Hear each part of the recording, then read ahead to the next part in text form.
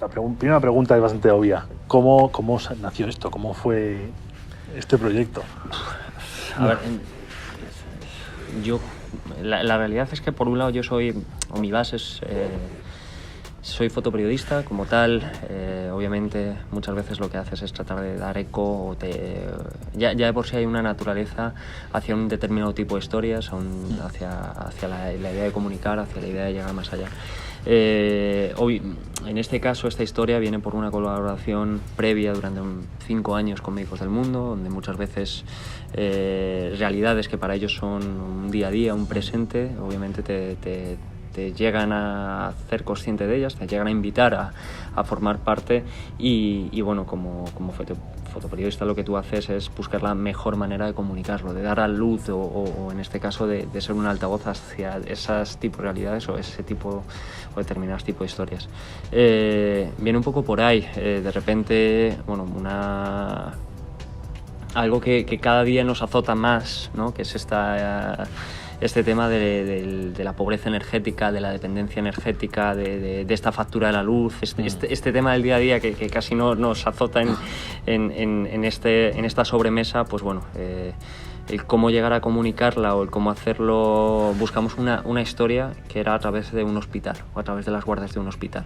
Obviamente la dependencia energética lo que hace es que al final limita tanto psicológicamente como emocionalmente o físicamente en este caso una población, sea la que sea, en este caso Sierra Leona o lo que podría ser la Cañada Real aquí en Madrid, ¿no? Claro. Entonces encontramos un foco, encontramos algo que creo que por lo brutal que era a la hora de contarlo, precisamente por eso podía ser como más, o hacernos más partícipes o más conscientes de ello, ¿no? Es como, joder, no es que me lo tenga que imaginar con una luz que se enciende y se apaga y el miedo a un niño a la oscuridad cuando la luz se apaga, sino llévalo al extremo, llévalo hacia una situación de un hospital donde, bueno, pues como dice una de las voces, un hospital está abierto 24 horas. ¿Qué pasa cuando eso sucede, ¿no? Entonces es como, bueno, el foco era como tratar de hacerlo real. Porque además, como dices, es un problema que también aquí en el primer mundo puede agobiar, pero llevado a esas circunstancias es una cosa completamente, o sea, parece casi impensable aquí. Claro, la idea era un poco hacerlo como, y de hecho al final como hemos tratado técnicamente de hacerlo, es ni siquiera generar una barrera, ¿no? Sobre este primer, o esto que decías de primer o segundo, tercer mundo, siempre la iconografía de África suena como un país, como un único territorio, claro. no hay diferentes países masa. Dentro, es una masa exactamente, sí. Y además siempre la iconografía, ya en cualidades de dirección de fotografía, es soleado, hemos tratado de acercarlo todavía más. Vivimos en una realidad global, y lo que se muestra es esa cotidianidad, muchas veces en lo que sucede fuera, pero cuando llega la noche bueno, pues parece un virus en la oscuridad, ¿no? Realmente te azota en todo y no puedes continuar con ello. Entonces, bueno, pues es un poco... Sensaciones, ¿no? ¿Cómo ha sido esa fotografía que has hecho en el documental?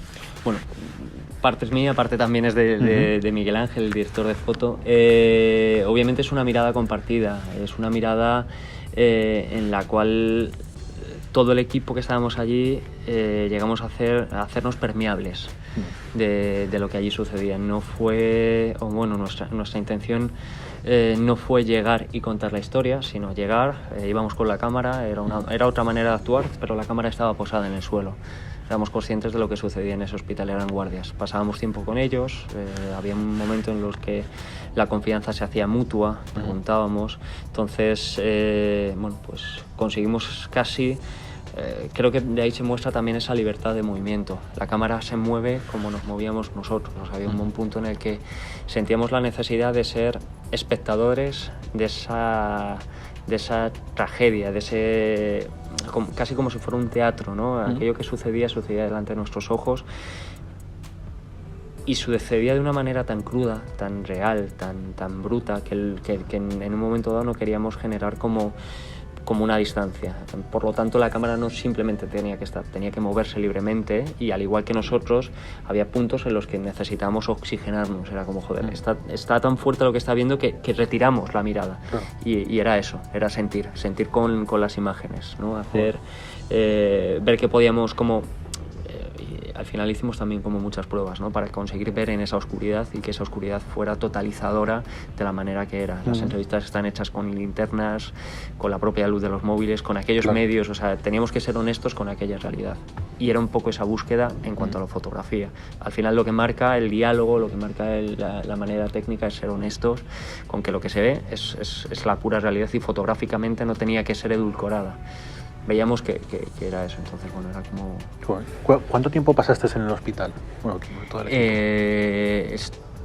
Fueron como 20 días, de los cuales 10 fueron en rodaje, o tiempos de rodaje. Sí. No todas las, claro, obviamente no todos los días había urgencias, o no todos los días había diferentes urgencias, había días que salíamos, ¿no?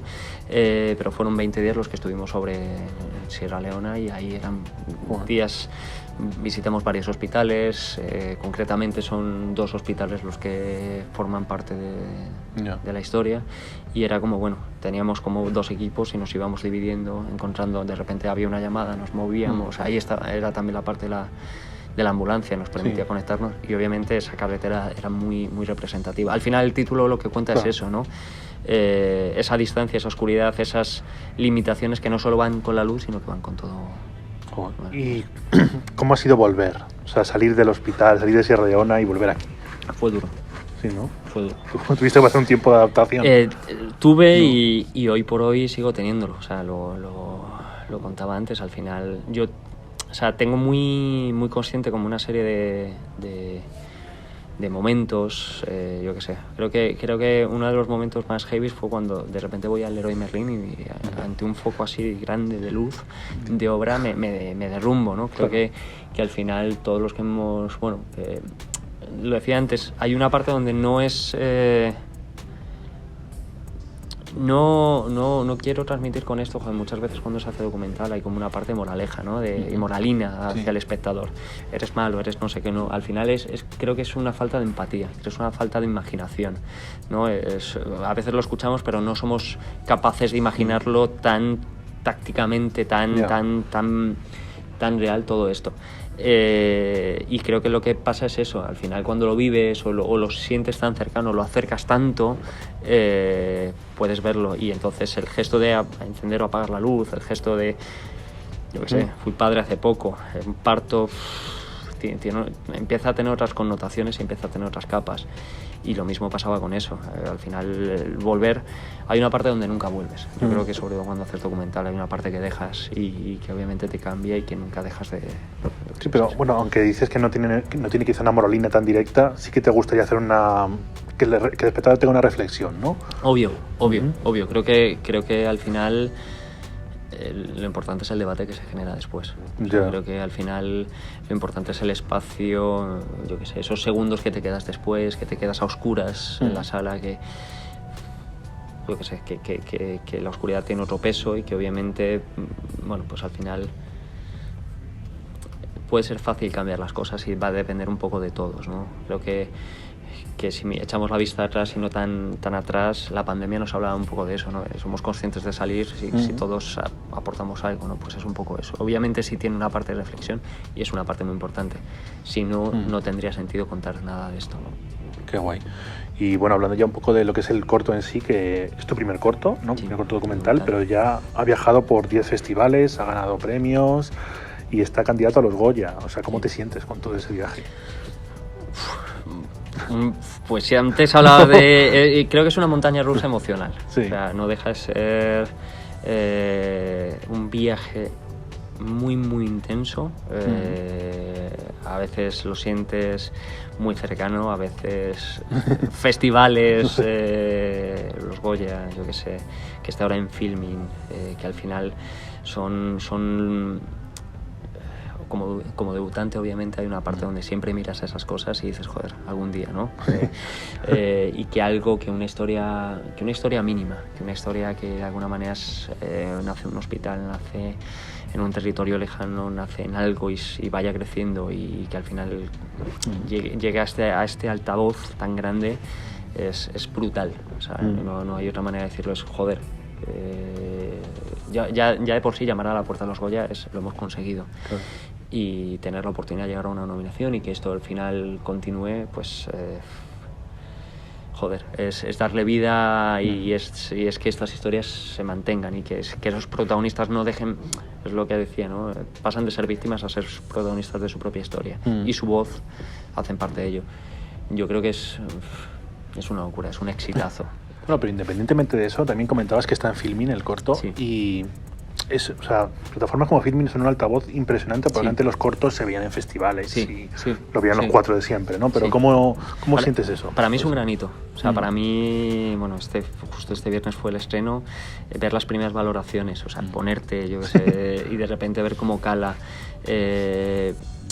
Que esté en Filmin para mí es un hecho que te da, igual que estos sellos, igual que los Goya, lo que te hacen es que la gente lo va a percibir de otra manera. La gente se va a sentar a verlo a oscuras, en una habitación, y por lo tanto, aunque lo consuma en un móvil, lo va a consumir de manera diferente. Y había una parte muy importante en que esto se tenía que contar de una manera. Tenía que ser cine y tenía que ser un producto, joder, una factura muy cinematográfica, que al final era lo que tratábamos, ¿no? Que las pieles, los colores, la gente, que todo aparezca de una manera que sea honesta, como te decía, aquello que era, ¿no? y la propia música. Que esté en Filmin lo que nos da es eso, la posibilidad de contarlo como lo queremos contar, que al final no somos otra cosa que también contadores de historias, transmitirlo volviendo a esos orígenes del fotoperiodismo, donde lo único que hacían era llevarte una realidad lejana a algo muy cercano, que te llega al salón de tu casa y que, bueno, porque de alguna manera te pueda dar un puñetazo en el estómago, también es como importante para nosotros. Y sí, es otro... Borja, pues ya para ir un poco cerrando, ahora ya estás un poco disfrutando y acompañando al corto, o ya estás con la mirada en el futuro, en el próximo proyecto. Hay una parte donde esto creo que concretamente con este proyecto, para mí este proyecto no acaba ahí. Al final, bueno, es una especie de baile, son más historias y yo me imagino concretamente con esta temática, mi intención es hacer como otra serie de proyectos en diferentes realidades. La Cañada Real, por ejemplo, es una manera de tejer puentes. Al final la intención es no solo traer aquellos aquí, sino que lo de aquí vaya para allá y que al final seamos conscientes de esa conexión global, o que todos realmente estamos conectados, ¿no? Y que esta realidad nos afecta a todos. Concretamente con esto, pues sí quiero hacer como una especie de 3 cortos documentales que en metraje llegue a esa idea de largometraje, pero que hoy por hoy pues sea diseccionado y que sean como diferentes, que vayamos casi al núcleo, ¿no? Empezamos en África, nos lo presentamos aquí con una realidad más cercana, como puede ser en España, y que el siguiente paso a lo mejor sea ir a esta parte más de confrontación con lo que pueden ser el punto de la energía, ¿no? O desde dónde va, y a lo mejor hacerlo como pues al final son capas de lectura, una más física, una más mental a lo mejor aquí, y una más sociopolítica, que podría ser llevarlo pues imaginemos a una estación petrolífera en el mar o cualquier sitio que lo puente. Entonces yo creo, con esta historia concretamente es eso, hacia donde estoy mirando. Pues